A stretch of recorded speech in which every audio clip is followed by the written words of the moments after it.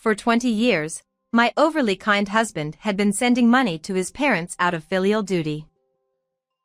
Even though our household finances are tight, we have never once received a word of thanks. Instead, all we heard was, "What are you acting so proud about with just $1,000? To make matters worse, we recently discovered the shocking truth that our money has been secretly going to my sister-in-law.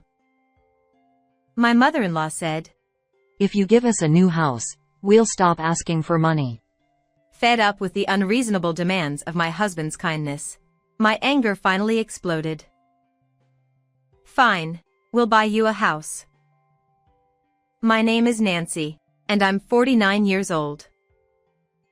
I married my husband, Jason, 24 years ago when I was 25. We've been through a lot, but we're still a happy couple. Now that our children are grown, my husband and I have just talked about enjoying our time together. However, there was one big problem. Both my husband and I were at an age where we needed to save for retirement, but the money we sent to his parents was a significant obstacle. For the past 20 years, we'd been sending money to my in-laws every month. The amount was $1,000, which was quite substantial. While this might be manageable for a wealthy family, it was a significant burden for us, despite both of us working. It was especially tough when our children were growing up and expenses were high. During those difficult times, we asked if we could reduce or pause the payments. However, my mother-in-law became furious, exclaiming, "Are you abandoning your parents?" Any attempts to explain our situation, like we're struggling with our children's education expenses, were met with no understanding. She retorted, "You got married and had children all thanks to us. How ungrateful."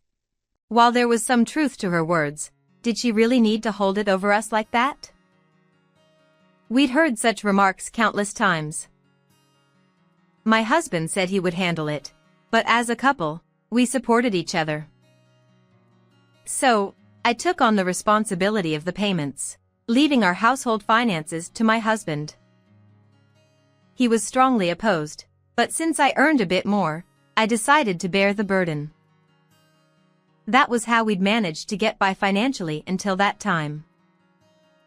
By the way, despite the verbal abuse from my parents-in-law, we'd never received a word of thanks from them.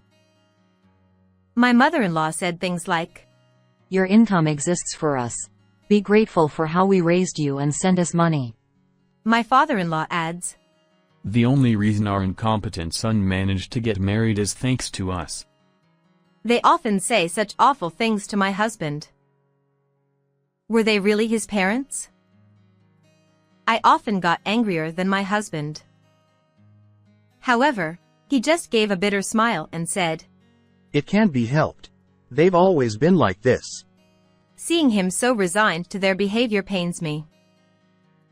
Even so, since my husband didn't talk back to his parents, I couldn't complain to them either as his wife. These 20 years had been filled with frustration. It would be much easier if my husband's sister, Amy, would at least share the burden of the support payments. I've never seen my sister-in-law being criticized by her parents, unlike my husband. Instead, she's showered with compliments like, "She's such a beauty," from my mother-in-law. Also she would remark, "She looks just like me when I was young." Even my father-in-law says, "Just by being born, she's already fulfilling her filial duty." The stark difference in attitude toward my husband and her always irritated me, though I've never expressed my anger since my husband always tries to pacify me with a simple, "It's okay." He was too kind, wasn't he? Sure, his kindness was one of the reasons I fell for him, but I believed it was okay to be more assertive. Sometimes I felt like my husband took his position as the eldest son too seriously. It was not common to be considered as being the eldest or being a son nowadays. I've even heard him tell our son, "You don't have to worry about taking care of us when we're older." Maybe he said that because he's had a tough time with his own parents. However, even though my husband accepted it, I couldn't understand. At least once, I wanted my mother-in-law to express gratitude. When I was alone with my mothers-in-law, I asked, regarding the financial support, I'd be glad if you could express your gratitude to my husband occasionally. At that moment, my mother-in-law looked puzzled. Then she said, Isn't it natural for a son to provide financial support to his parents? Why should I have to say, thank you? She completely failed to understand what I said. Instead, her attitude was like if I was the one who was strange. I was speechless at such a response. I was taken aback. But she appreciated her daughter, Amy, even the little things. My mother-in-law praises. She's such a kind daughter, visiting her parents despite being busy. Amy only went home about once a year, sometimes just for a day. In contrast, we visited once a month, and we were often called over for this and that. Usually, we were given tasks to do, but we've never been thanked once. Was there such blatant discrimination? However, judging by my husband's behavior, it seemed he's been treated this way for a long time. In what seemed like a confirmation of my husband's accounts, the photo albums always depicted him as a child with a melancholic expression. His clothes often appeared hand-me-downs or ill-fitting, and there were numerous instances where they seemed too tight. In contrast, Amy always wore charming and neat attire. Interestingly, there were no pictures of my husband's birthdays, yet Amy's lavish birthday photos adorned his album. My father-in-law adamantly declared, You must attend a public high school, and we won't cover university expenses. Which led my husband to rely on student loan to pursue higher education. Conversely, Amy was given the freedom to attend her preferred private high school. Although her parents funded her college education, she dropped out due to a carefree lifestyle, without any reprimand from them, simply dismissed by my mother-in-law with a resigned, Well, that's just how it is. My father-in-law even went as far as saying, Going to college and accruing debt through student loans is foolish. Which was utterly unfair. Furthermore, my husband was expected to provide financial support, yet there were no demands made towards their daughter. In fact, Amy lacked the financial means to provide such support. She quickly quit jobs, struggled to maintain part-time work, and ultimately became unemployed. Despite leading a carefree, unemployed life, her parents still doted on her. I was left speechless when my mother-in-law instructed me during our marriage proposal visit. Make sure to give our daughter a monthly allowance. When that daughter got married and left home, we were then stunned to be commanded to provide financial support to my parents-in-law. Despite enduring all this, I thought my husband was more like a commendable figure than a pitiable one, because he never refused to abandon his parents. However, I couldn't simply suggest cutting ties since I was not related by blood. It was a delicate and complicated issue that has been weighing heavily on my mind for a long time. Even during the challenging times of raising children, we continued to provide financial support. It was high time we received some gratitude. However, no matter what we said or did, my husband's parents never expressed gratitude. They never wavered from their belief that they were entitled to receive support. One day, I received a phone call from my mother-in-law. Generally, my parents-in-law were completely indifferent to our family. They didn't even care when our children were born. All they were concerned about was the financial support. Naturally, our children didn't warm up to their grandparents and naturally drift apart. Whenever they called, it was always for some selfish reason or to ask for an extra allowance. With a sinking feeling whenever my phone rang, I reluctantly picked up. Hello? Hey, what's up with this month's allowance? Without any greeting, she dived straight into it, leaving me exasperated as usual. While I regretted not being able to show my burning anger, I replied, "Allowance is always on the 30th, which is tomorrow." To which she said, That's not the point. I need an extra $500 this month. "Huh? So, you mean $1,500? That's a bit." When I hesitated, my mother-in-law immediately snapped. What do you think the parent is? Well, it was the usual. She probably expected me to comply if she used intimidation tactics. But after 24 years of marriage, I've grown accustomed to her attitude. What do I think you are? Well, you're the parent, right? Then just give us the extra. No, we're already providing support. I said I want more. It's just not possible. Sorry. More. Impossible. Impossible. Perhaps she sensed my nonchalant demeanor because my mother-in-law abruptly hung up, saying, This conversation is going nowhere.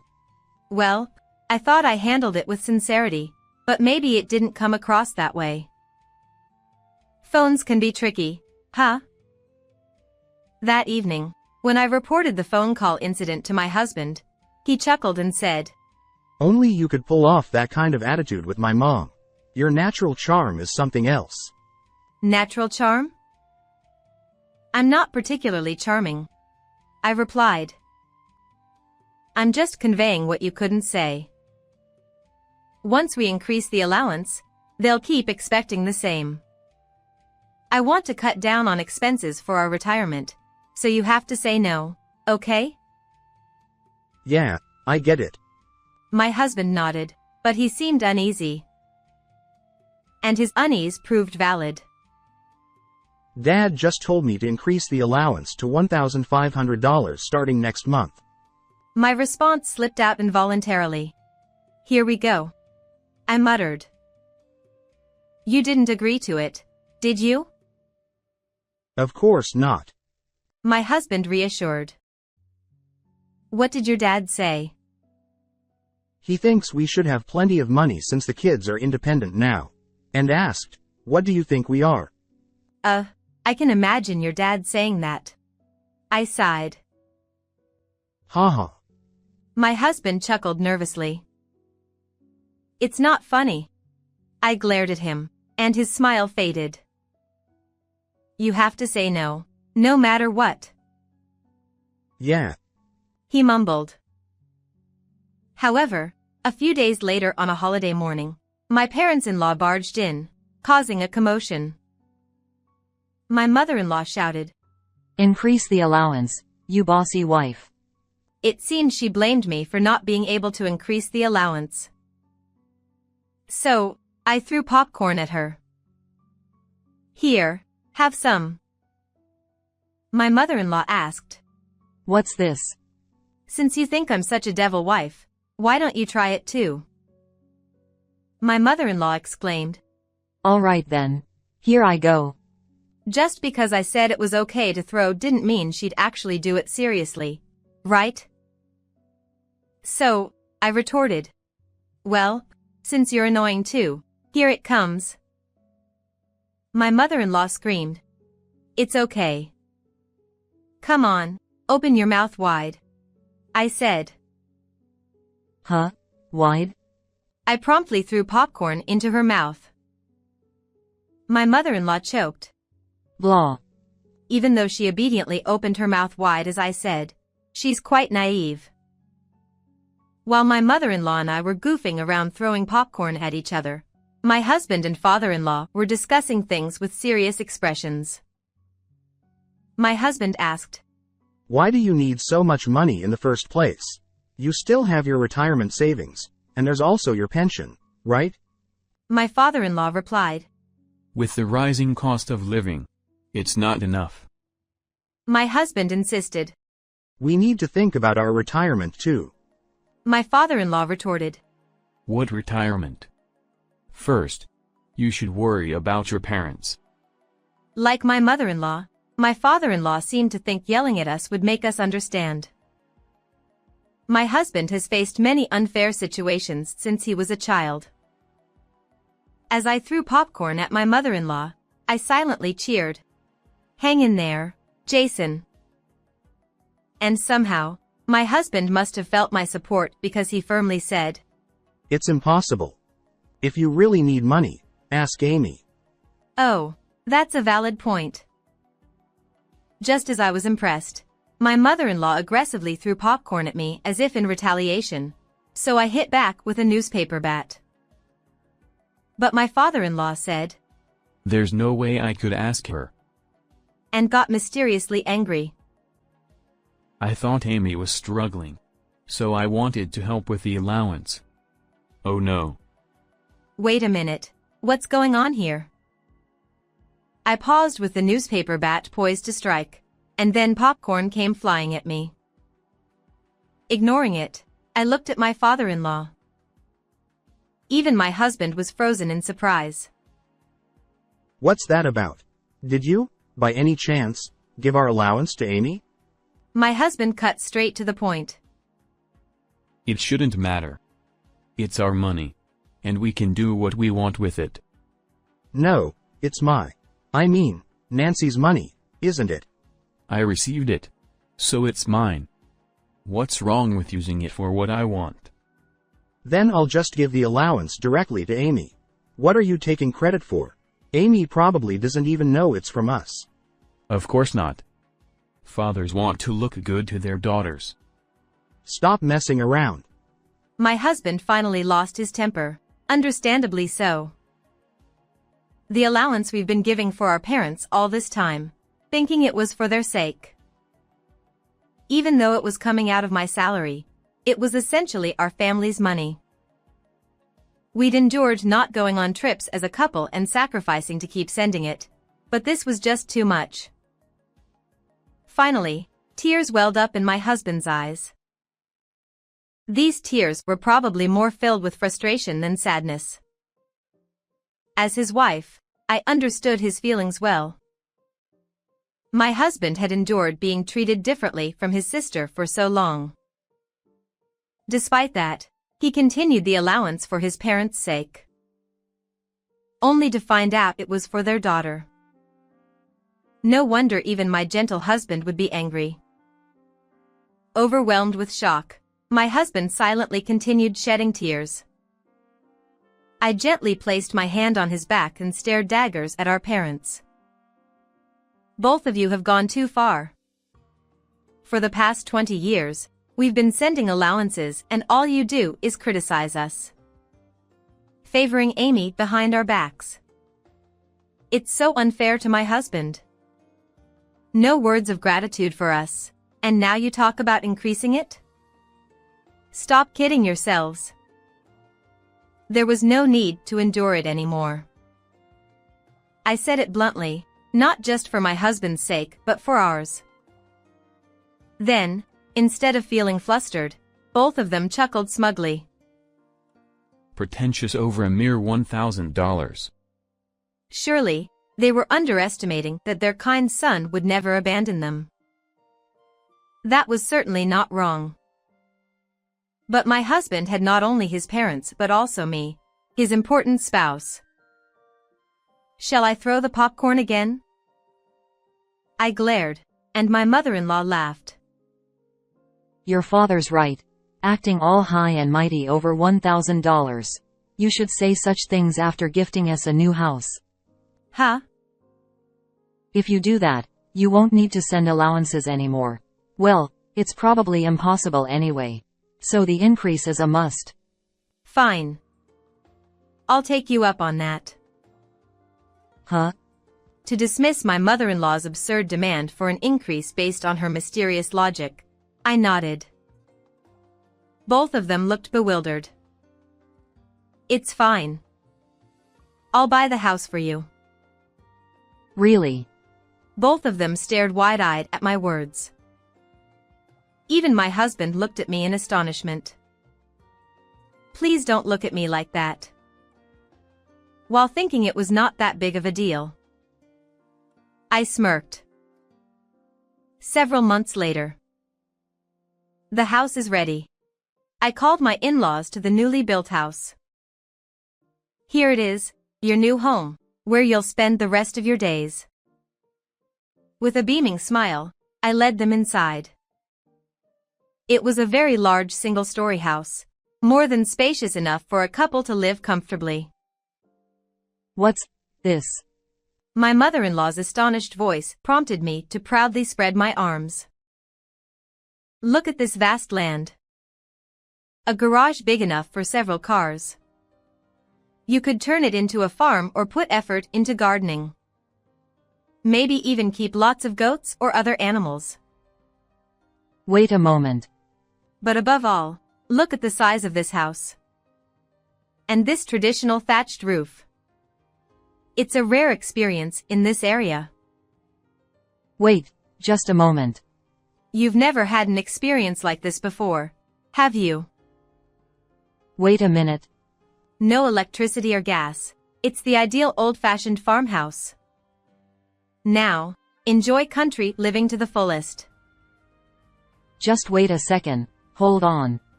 Interrupting my increasingly excited speech, my mother-in-law shouted with a bright red face. What's going on? You're too excited. Where on earth is this place? It's a secluded house deep in the mountains, I proudly announced. You've seen these kinds of houses on TV, right, in the mountains? And now, it was right in front of us. Impressive, wasn't it? As I looked at my mother-in-law with a smug expression, she stared back, then suddenly snapped, startled by the situation. Why do you find such inconvenient places? And what's with this rundown house? I heard we were getting a new house built, so I expected something brand new, but this definitely looks secondhand. What are you talking about? It's a brand new house built using all reclaimed materials from an old house. So basically, you dismantled an old house that couldn't be lived in and rebuilt it with its materials? It's perfectly livable now, so there's no issue. No, at least install gas and electricity. Why? Why? You. My mother-in-law looked at me with a defeated expression as I tilted my head. What's the problem? You asked for a house to be built, so I did it. Why are you unhappy? I have nothing but complaints. Rolling my eyes at their extravagance, I glanced at my husband, who wore a very complex smile. But, if you've been given a house as a gift, you'll stop the allowance, right? Huh? It's not a huh, right? I asked my father-in-law.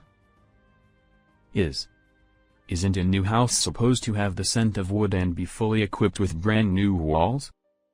It is a newly built house.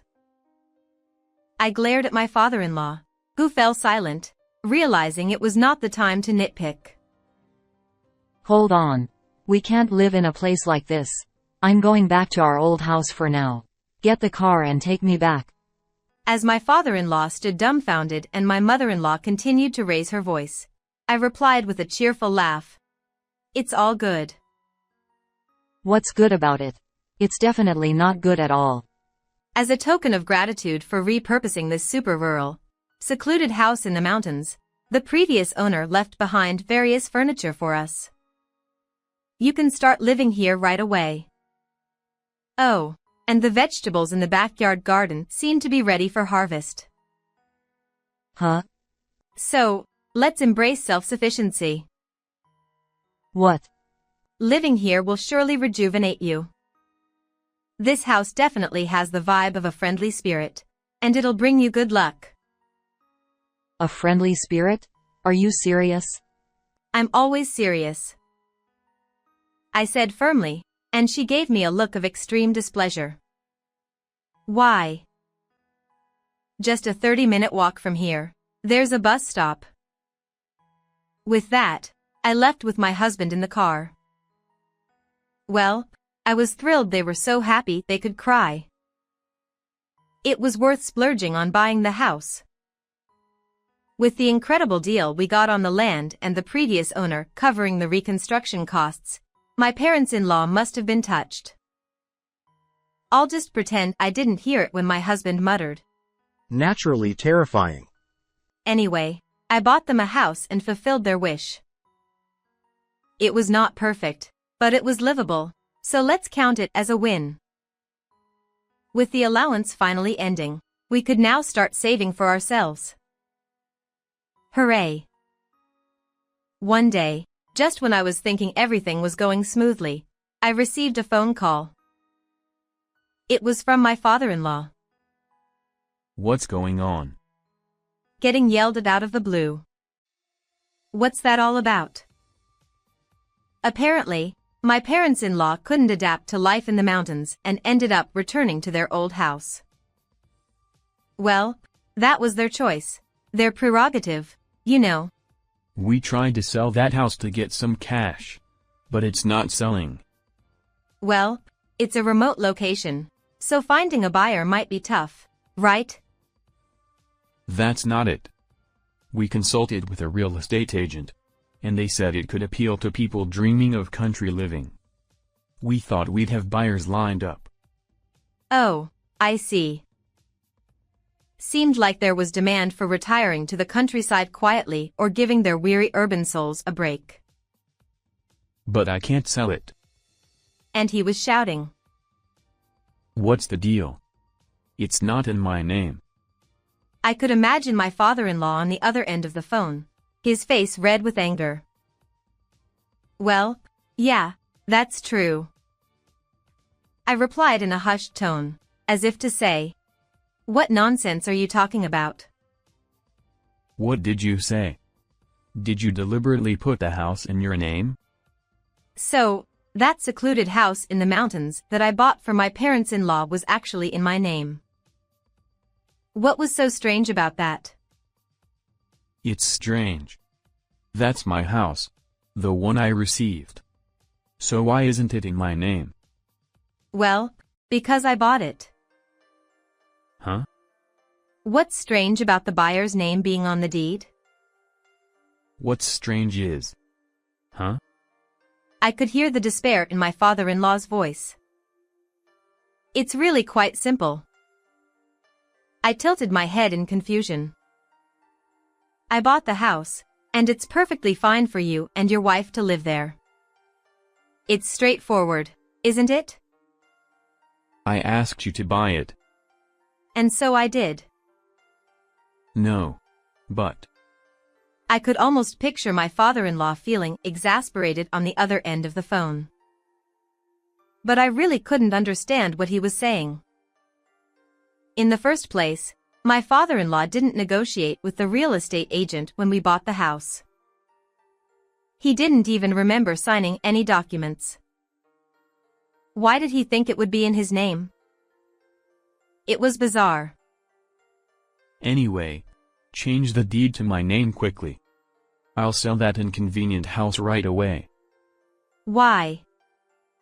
Living with a friendly spirit isn't something you can just do.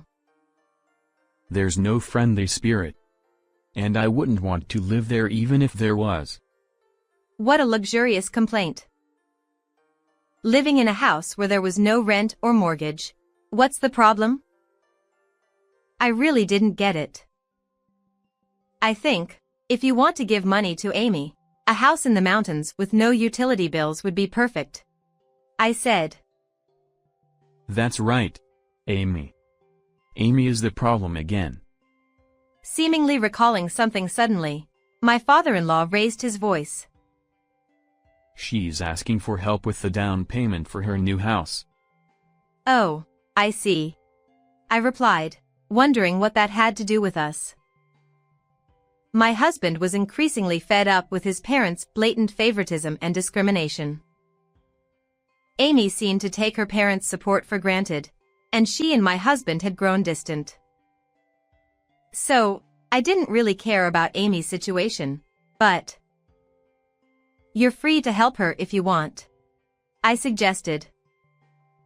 We were planning to sell the house in the mountains for money. But the plan failed. You two should take responsibility and provide the money. No, thank you. I cut in, rejecting the idea outright, and hung up the phone. Immediately, the phone rang again. Annoyed, I answered, and my father-in-law shouted, If you don't want to, then put the house in my name. And again, I replied firmly, No, thank you. The phone kept ringing with demands like, Give us money. Change the deed. Each time, I responded with a firm, No, thank you. Finally, my father-in-law's tone softened to a pleading one. Please give us the money. Matching his tone, I replied tearfully, No, thank you. And after that, the phone attacks stopped. Phew. That evening, when my husband returned from work, he told me that his parents had called his office. They asked me to do something about my naive wife. He chuckled as he reported this to me. Of course, I have no intention of doing anything. He smiled. But they continued to send letters and occasionally visit our home, persistently demanding house, money, deed, and so on. Fed up, I finally said, Next time, we'll give you a new, freshly built house as a gift. And finally, the relentless attacks stopped. After a while, my husband and I went to my parents' house. My mother-in-law said, This time it's really a newly built house, right? So, I nodded vigorously and said, Yes, I built it. My father-in-law looked satisfied and exchanged glances with my mother-in-law. He asked, Oh, really? By the way, where is it? We don't need another house in the middle of nowhere in the mountains. I reassured him, Don't worry. Whether it's in the city or anywhere else, you can put it wherever you like. Perplexed, my father-in-law asked, Put it wherever? What do you mean? So, I repeated, You can put it wherever you like. Confused, they both tilted their heads in unison as I dramatically placed a package I had secretly brought with me. My mother-in-law exclaimed, What is this? It was a large parcel that would surely excite her. This is something you'll love for sure. It's that kind of house, I said proudly. She replied, Huh? I then unveiled the contents of the large package. What appeared was a miniature version of a grand mansion. My father-in-law exclaimed, What in the world is this? My mother-in-law gasped. What? A dollhouse? My father-in-law was shocked and his eyes widened, and my mother-in-law was bewildered.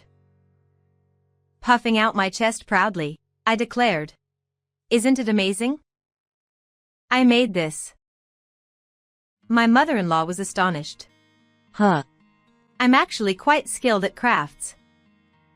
I make dioramas as a hobby, I explained. My mother-in-law couldn't believe it. What? I continued. This is indeed a house I built. Please accept it. She exclaimed in disbelief. What? It was a dollhouse that any little girl would be delighted with. Looking at their stunned expressions, I thought to myself, I did a good job. I was glad that they were so delighted that they could say nothing. Especially, I hoped my mother-in-law could play with it. My husband and I left my parents' house, leaving them speechless. It seems like they were both really pleased. That's great, I said to my husband, who replied, You're so goofy. I refrained from saying, I'm not goofy, it's intentional, and just stuck my tongue out inwardly. After that, the two of them kept bothering me with various messages, but I ignored them all. Eventually, they quieted down when they realized their attempts to impose on me were futile. Just when I had forgotten about them, I received a call from a relative.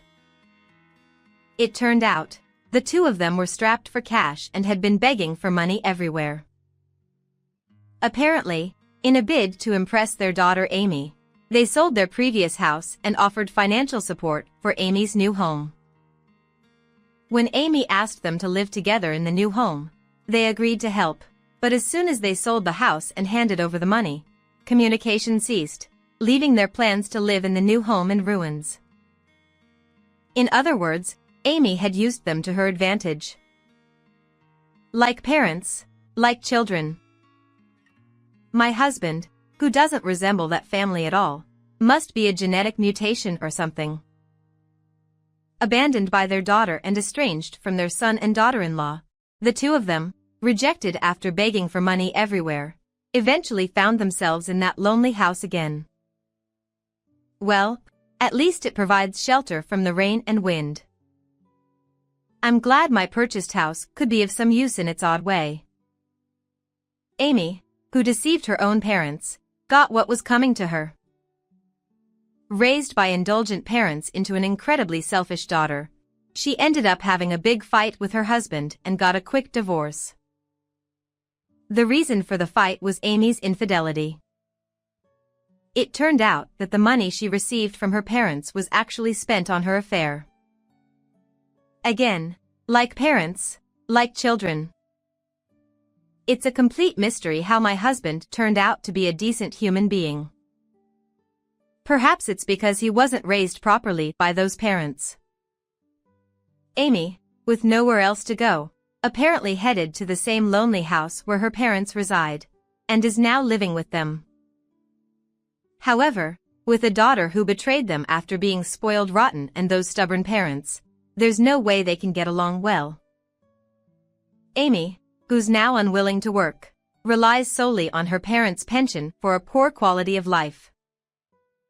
As for me, with that annoying allowance gone and freed from the shackles of my husband's parents, I finally felt like I could breathe freely after a long time. Now that we have some breathing room, let's go on a trip, I suggested excitedly as we looked through a stack of brochures from travel agencies. Nancy, I'm sorry for everything. Thank you.